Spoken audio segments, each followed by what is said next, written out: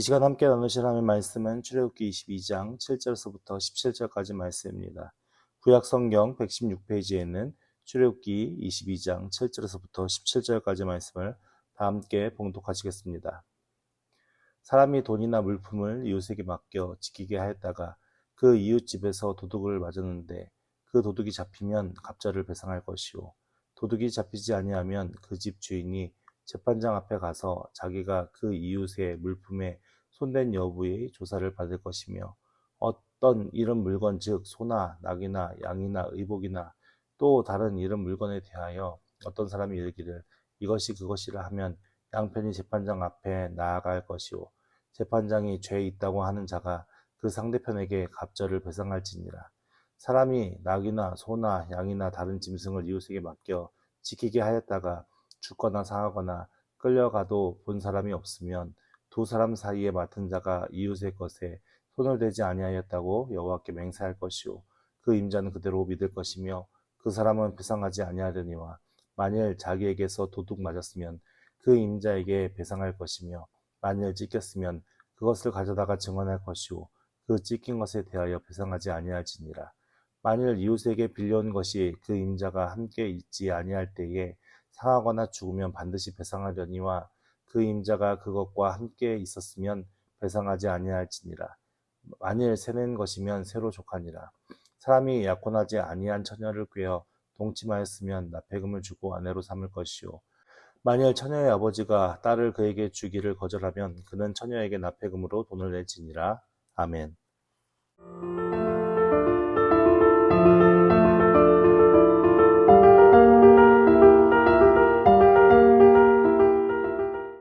오늘 이제 말씀 가운데 자주 등장하는 단어가 무엇이냐면 맡겨지키게 하다가 라는 말씀이 자주 등장합니다. 7절 말씀에 보면은 사람이 돈이나 물품을 이웃에게 맡겨지키게 하였다가 라고 말씀합니다. 사실은 오늘날 같은 경우에는 우리의 물건이나 우리의 귀중품들을 주변의 사람들에게 맡기는 일들이 흔치는 않잖아요. 대부분 다 은행에 맡기거나 아니면 잘 이제 금고에 넣어놓거나 우리가 이렇게 귀중품들을 보관할 수 있는 여러 다양한 이제 기관들이나 기구들이 있어서 그렇지 않은데, 이제 고대 사람들은 사실은 집에 뭐 잠금장치나 뭐 물품들을 보관하거나 하는 것에 좀 한계가 있으니까, 그리고 더군다나 이제 오늘날에는 운송수단이나 교통수단이 잘 발달되어져서 우리가 어디 웬만한 거리는 다 하루에 다녀올 수 있는 그런 것이 되는데, 실제로 고대 사람들은 이제 어느 정도 거리가 있으면 하루 이상의 길의 여정을 떠나야 되는 상황이 많이 있어서 실질적으로 그 이웃 사람들에게 자신의 양이나 소나 가축들이 이제 제때 음식을 먹지 않으면은 죽을 수도 있기 때문에 맡겨놓고 떠나는 경우가 많이 있었다고 해요. 근데 그 맡기는 사람에게 아무나 맡기진 않겠죠. 자기가 신뢰하는 사람에게, 그렇게 어느 정도 관계가 형성되어 있는 그런 사람들에게 이제 물건을 맡기고 이제 떠나고 이제 의존해서 그렇게 일을 하게끔 되어지는데, 그 돈이나 물품이나 어쩌면 가축이 될 수 있고 그런 것들을 이웃에게 맡기게 했다가 그 이웃의 집에 도둑이 맞았는데 그 도둑이 잡히면 갑절로 배상할 것이요 라는 말씀은, 내 물건을 이웃에게 맡겼는데 그 이웃의 집에 누가 들어온 거예요? 도둑이 들어왔어요. 그래서 내 물건을 도둑이 훔쳐간 거죠. 근데 도둑이 훔쳐갔는데 그 도둑을 잡았어요. 잡으면 어떻게 하죠? 도둑질한 사람은 무조건 자기가 훔친 물건의 2배를 배상해야 돼요. 그러니까 그 도둑이 잡히면 자신의 물건을 2배로 받을 수가 있는 상황인데, 이제 문제는 8절 말씀에 도둑이 잡히지 아니하면 그 집 주인이 재판장 앞에 가서 자기가 그 이웃의 물품에 손댄 여부를 조사를 받을 것이며 라고 말합니다. 그러니까 물건이 없어졌어요.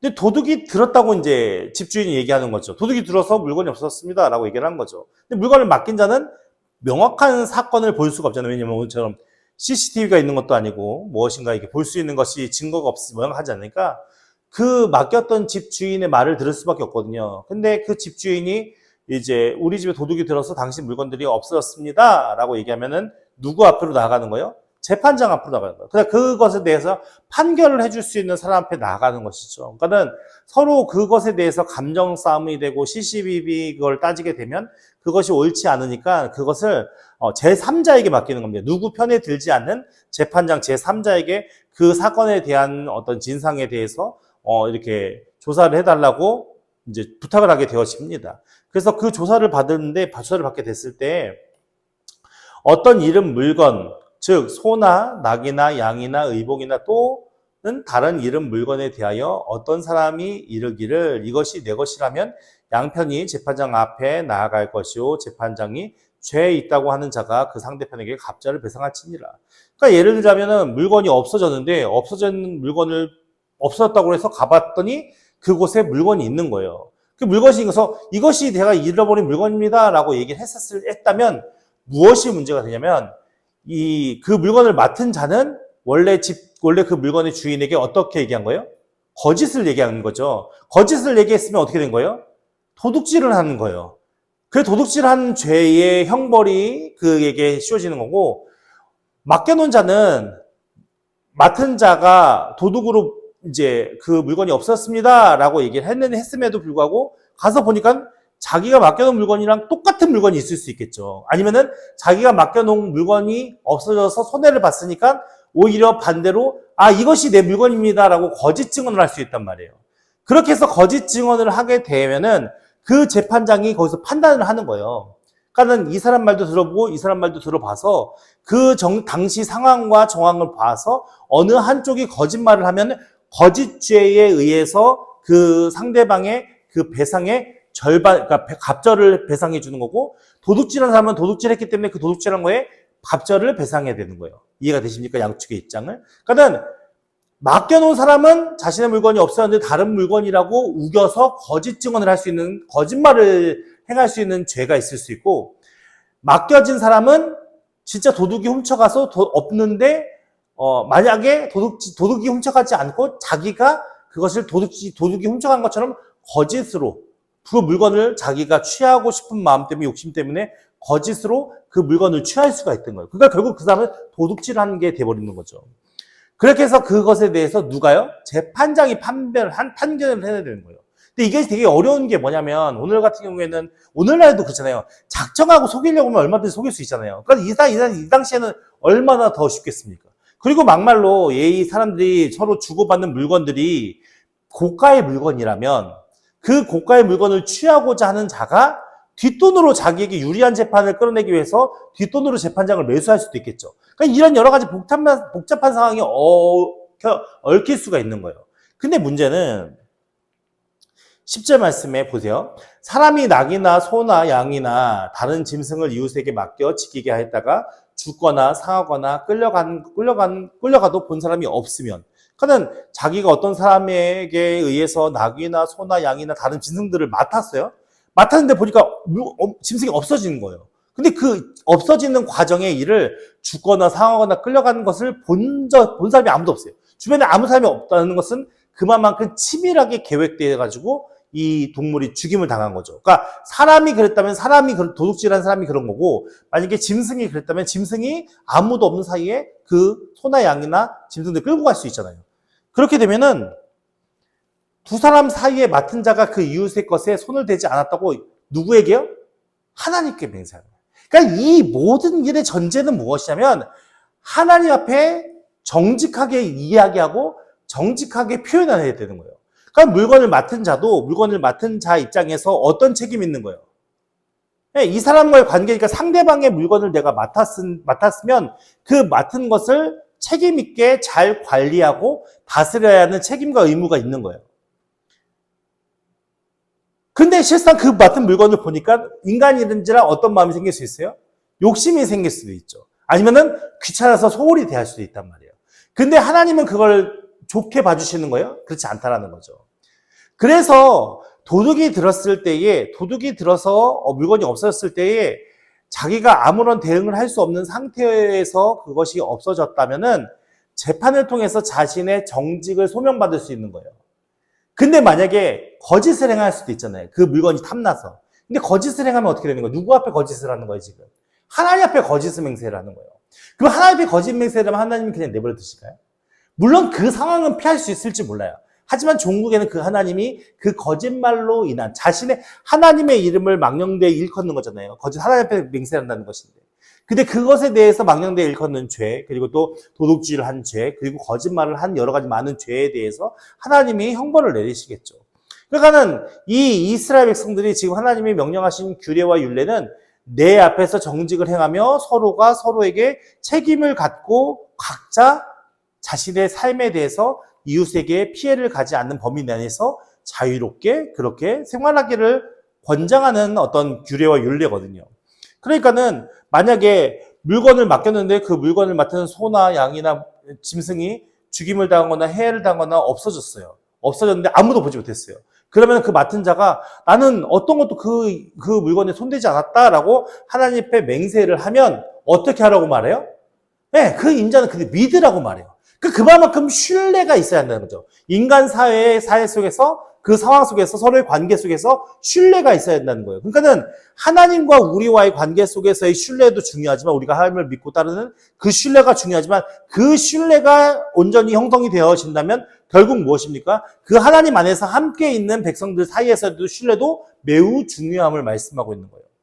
그래서 그 사람은 배상하지 아니하리라. 그러니까 물건이 그렇게 해서 없어지면 그 임자는 없어진 물건으로 속상해야 되는 거예요? 아니 그냥 없어진 걸로 그냥 끝내야 되는 거예요. 그러니까 물질적인 손해만 입은 거겠죠. 하지만 그것에 대해서 더 이상 왈가불가하지 않고 그것에 대해서 배상을 받지도 않아도 되고 왜냐하면 자기의 필요에 의해서 그 신뢰한 사람에게 맡겨진 거잖아요. 맡은 거잖아요. 그렇기 때문에 그것에 대한 배상과 관리자 입장에서도 마찬가지죠. 내가 열심히 최선을 다해서 관리한다고 하지만 밤낮 모든 걸 다 관리할 수는 없잖아요. 그렇기 때문에 그것에 대해서 최선을 다해서 자신이 어떤 관리를 하기 위해 최선을 다한 것이 인정되어 지어지면 결국은 어떡합니까? 그것으로부터 어떤 해로부터 보호를 받을 수 있다는 것이 하나님의 말씀인 것이죠. 그러면서 12절 말씀에 만일 자기에게서 도둑맞았으면 그 임자에게 배상할 것이오 라는 말씀은 아까 말씀드렸듯이 욕심으로 인해서 자기가 훔친 걸 얘기하는 거예요. 맡김을 받은 자가 물건을 맡은 자가 그것에 대한 욕심으로 자기가 훔쳤으면 그 임자에게 배상할 것이고 만일 이 당시에는 귀중품을 왜 귀중품 같은 거를 맡겼냐면요. 길에 가다가 강도들이 많잖아요. 우리가 선한 사마리아 이야기만 들어도 어떤 일이 벌어집니까? 우리가 장기간 여행 다니다 보면 그 여행 길에 강도를 만나는 일이 비일비재했단 말이에요. 그러니까는 이 사람들은 귀중품을 갖고 다니면 어떻게 돼요? 강도들에게 빼앗길 위험이 크잖아요. 그렇기 때문에 그 귀중품들도 누구에게 맡기는 거예요? 이웃들에게 맡겼던 거거든요. 주변 사람들에게. 그러니까는 그 귀중품을 맡은 자들은 어떤 마음이 들까요? 부럽고 욕심이 나기 시작하면 자기 스스로가 훔칠 수 있는 것이죠. 근데 그것이 결국에는 걸리면 그 임자에게 배상해 줘야 되는 것이고 그리고 대부분 귀중품이 아니면 중요한 건 뭐겠습니까? 집에서 길러온 가축들이겠죠. 그 가축들이 그에게는 가장 큰 재산이기 때문에 그것들을 맡겼는데 그것이 찢겼다는 것은 다른 짐승이 그 짐승을 해해서 찢어놓은 상태, 그러니까 되게 비참하게 처참한 상황이 되겠죠. 그렇게 찢겨놓은 상태를 얘기하는 거예요. 그것을 가져다가 증언하기로 이 찢긴 것 보십시오. 이 찢긴 것은 내가 찢은 게 아니라 누가 봐도 그 찢긴 자국은 사람이 동물을 칼이나 이런 걸로 베지 찢진 않잖아요. 찢을 수 없죠. 힘이 그렇게 많지는 않으니까. 그렇게 해서 그 찢긴 것을 보는 것을 통해서 증인들 앞과 사람들 앞에서 자 보십시오 이렇게 해서 찢긴 게 된 것 같습니다 라고 증언을 하게 되면 그 찢긴 것은 결국 그것을 맡은 자의 어떤 보호의 영역 밖의 일이잖아요. 그렇기 때문에 그것에 대해서 배상할 책임이 없다라고 선언을 하는 겁니다. 그렇기 때문에 서로에게 매우 공정하고 공평한 규율이 될 수 있겠죠. 14절 말씀에는 좀 다른 내용인데 만일 이웃에게 빌려오는 거예요. 내 필요에 따라서 맡겨진 자가 빌려가지고 내 필요에 의해서 예를 들어서 우리 밭을 갈아야 되는데 가축이 없어요. 그럼 다른 사람에게 빌려올 수 있겠죠, 가축을. 그렇게 해서 빌려와가지고 그것을 하는데 그 가축을 빌려준 임자하고 같이 있을 때에는 그 동물이 상하거나 같이 있지 아니할 때, 그러니까 완전히 빌려와서 혼자서 그 가축이나 그런 걸 데리고서 일을 할 때에 그 가축이 상하거나 죽임을 당하면 어떻게 돼요? 빌려온 거기 때문에 배상을 해줘야 되는 거예요. 근데 반대로 그 임자랑 같이 있어요. 함께 있어요. 그러니까 임자가 보고 있어요. 자기 동물이 어떻게 관리되어지고 어떻게 하는지를 같이 보고 있어요. 보고 있을 때는 무엇을 알 수 있습니까? 자기 동물에게나 자기 물건에게 처한 위험을 알 수 있잖아요. 입주인이. 그동안에 그 가축을 길러왔으니까. 그러면 위험 요소가 되는 것을 뭐 하겠습니까? 그 빌려준 사람에게 이야기를 하겠죠. 그래서, 이렇게 하면 안 돼, 이렇게 하면 안 돼. 자신 나름대로 그것을 자신의 물건을 보호하고 지킬 수 있는 그런 상황이 펼쳐지잖아요. 그렇기 때문에 배상하지 않는다라는 거예요.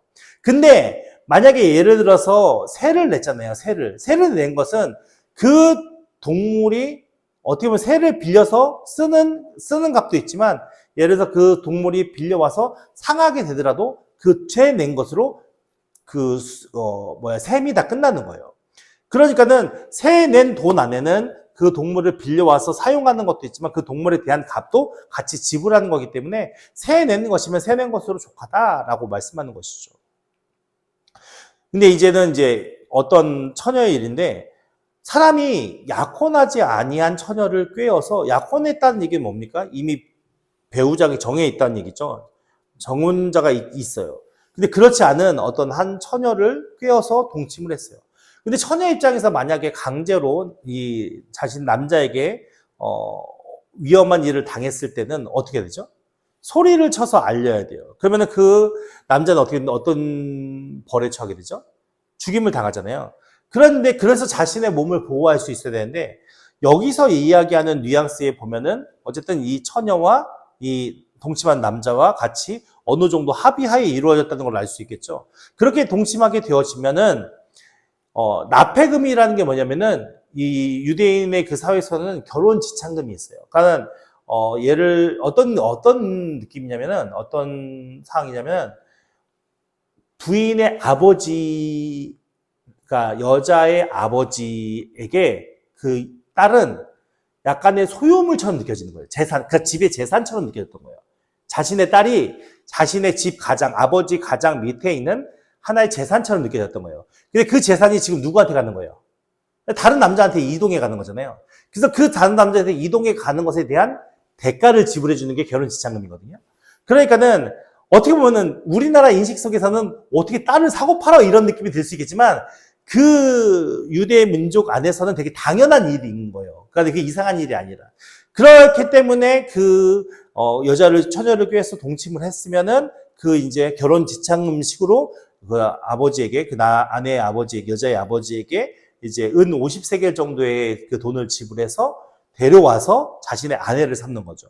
근데 그렇게 하는 게 일반적인데 처녀의 아버지가 이 남자를 보니까 이 남자가 못마땅한 거야. 이 남자에게 내 딸을 주고 싶지 않은 거예요. 그게 거절할 수 있잖아요. 거절을 하게 되면 어떻게 되냐면은 그 처녀를 어떻게든 모욕하게 된 거잖아요. 그것으로 인해서 결혼 지참금만 내는 거죠. 그러니까 원래는 이렇게 해서 결혼을 하게 되면은 결혼 지참금을 내고 그 부인과 절대 이혼할 수가 없어요. 그리고 계속 데리고 살아야 돼요. 근데 여기에서 아버지가 거부를 하잖아요. 아버지가 자기 딸을 보내는 것을 거부를 하면은 어떤 일이냐? 어떻게든 이혼한 것처럼 되겠죠. 어쨌든 그 남자와 동침을 하였으니까. 그리고 대신에 결혼 그 지참금을 받고 혼인을 보내지 않는 거죠. 그런 상황이 벌어질 수 있는 거예요. 그러니까 이런 일들을 통해서 어떻게 보면은 그 처녀에 대한 가정에 대한 것도 보호를 해주고 그리고 어쨌든 그 남자도 실수를 할 수 있는 거잖아요. 한순간에 실수를 할 수 있는 것도 하나님께서 막아주시고 하는 의미 안에서 이런 것들은 가급적이면은 지향하지 않는 방향으로 하나님께서 조심해라 라는 말씀으로 그들에게 만약에 그런 경우가 생겼을 때는 이렇게 처리해라 라고 주신 규례인데 오늘 이 말씀들을 쭉 살펴보았을 때 중요한 핵심은 뭐냐면 맡겨진 자와 뭐라고 했죠? 물건을 보낸 자와 맡은 자가 어떤 관계 안에서 서로 그 일들을 처리해 나가야 하는 것에 대한 규례의 말씀인데 결국 우리가 오늘날 이 말씀이 우리의 삶 속에는 크게 와닿지는 않잖아요. 사실 우리가 막 맡기지도 않고 맡지도 않을 뿐더러 돈을 빌려 쓰고 돈을 빌려주고 하는 경우는 있지만 크게 와닿지가 않은데 우리가 하나님 입장에서 본다면 하나님께서는 우리에게 우리가 살아가는 모든 삶의 것들을 맡겨주시는 거예요. 내게 아니라 하나님이 우리에게 너 이거 갖고 이렇게 내 걸 가지고 잘 다스려봐. 그래서 우리에게 맡겨주신 거거든요. 그럼 맡겨진 것은 맡은 자의 입장에서는 어떤 것이 있어야 합니까? 그것을 맡겨준 자의 것을 잘 관리하고 다스려야 할 의무와 책임이 있다라는 거예요. 그러면 결국에는 그 맡겨진 자와 맡은 자가 결국에는 그것에 대해서 내가 너에게 이렇게 맡겼잖아. 넌 그걸 어떻게 했니? 나중에 나하고 셈을 해야 된다라는 것이 하나님 앞에서 우리가 결정이 되어져야 되거든요. 하나님 앞에서 그 셈이 우리와 같이 셈을 나눠야 돼요.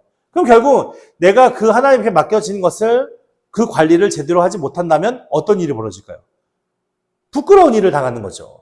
근데 그것을 열심히 우리가 잘 관리해서 맡은 자가 원하는 대로 우리가 그것을 잘 다스리고 관리를 하면 어떤 일이 벌어질까요? 그 자로부터 우리가 상급을 받을 수 있는 거죠. 그러니까 오늘 우리의 삶이 단순하게 맡기느냐 맞느냐 이런 차원 안에서 뭐 어떤 게 옳고 어떤 게 나쁘고 어떻게 처리하고 어떻게 법적으로 해야 되느냐가 중요한 것이 아니라 결국 오늘 우리의 모든 삶의 영역이 하나님의 것을 맡은 자로서 살아가는 과정 속에 있는데 하나님의 것이라고 인정하고 사는 것과 내 것이라고 인정하는 삶은 전혀 다른 삶이 되는 거예요. 내가 하나님 것이라고 인정하는 그 순간부터 우리에게 주어진 모든 것들은 소중하지 않을 수가 없죠. 모든 건 다 소중한 거죠. 그리고 내 건 아니니까. 내 마음대로 할 수 있는 건 아무것도 없는 거예요. 그러면 내 마음대로 할 수 있는 게 아무것도 없다라면 우리는 어떻게 살까요? 그것을 맡은 자에게 물어보며 살겠죠. 어떻게 하면 됩니까? 이건 어떻게 활용하면 됩니까? 왜냐면 맡은 자는 맡긴 자에게 물어볼 거 아니에요. 왜냐면 하다못해 우리가 집에서 키우는 반려견이나 반려묘를 다른 사람에게 이렇게 맡긴다고 하더라도 이 아이는 어떤 성품이 있어요? 이 아이는 어떤 특성이 있어요? 이 아이에게 밥은 어떻게 줘야 되고요? 이 아이에게 간식은 어떻게 줘야 되고요? 어떻게 시키고요? 자세하게 그것에 대해서 얘기해 주잖아요. 마찬가지로 하나님께서도 오늘 우리에게 맡겨 주신 그 모든 것에 대해서 하나님이 기뻐하시는 어떤 사용하는 방법의 뜻이 있단 말이에요. 근데 우리가 그것에 대해 전혀 관심이 없고 내 마음대로 한다는 것은 결국 그것을 내 거를 맡았다는 느낌이잖아요. 근데 그렇게 살면 하나님이 기뻐하시는 삶에 나아갈 수 없다는 거죠. 오늘 우리의 모든 숨쉬는 모든 것들이 하나님의 은혜 안에 우리에게 주어진 것인데 그것을 바르게 선용하기 위해서는 그것을 주신 하나님 앞에 우리가 묻고 하나님이 우리에게 가르쳐 주신 은혜를 따라서 그것을 잘 활용하면서 하는 것이 중요한 것이지 내가 모든 걸 결정해서 내 마음과 내 뜻대로 결정하는 것이 그렇게 사용하는 것이 옳지는 않은 것이다 라는 것을 깨달아 안다면 우리에게 주어진 하나님의 것들이 얼마나 소중한지를 알고 그 소중한 것을 소중하게 관리할 수 있는 마음으로 우리가 주님 앞에 우리의 삶을 경영해 나가는 것이 중요하다라는 것을 알 수 있습니다. 결국 그 모든 것에 대한 셈은 하나님 앞에 서게 하게 됐고요. 이들처럼 물건이 없어졌냐 이러졌냐 그것은 서로 맡긴 자가 다시 돌아와서 맡은 자와 셈할 때 판결이 되는 것처럼 오늘 우리의 삶도 그와 같다는 것을 우리가 깨달아 알아진다면 오늘 우리가 맡은 자들로서 최선을 다해서 하나님의 것을 잘 관리하고 경영하고 그리고 주님 앞에 섰을 때 부끄러움 당하지 않는 믿음 안에서 우리가 그렇게 하나님 앞에 묻고 행하고 실천하고 따라갈 수 있는 사용할 수 있는 그런 은혜 안에 설 수 있는 우리 모두가 되기를 예수님의 이름으로 축원합니다. 기도하겠습니다.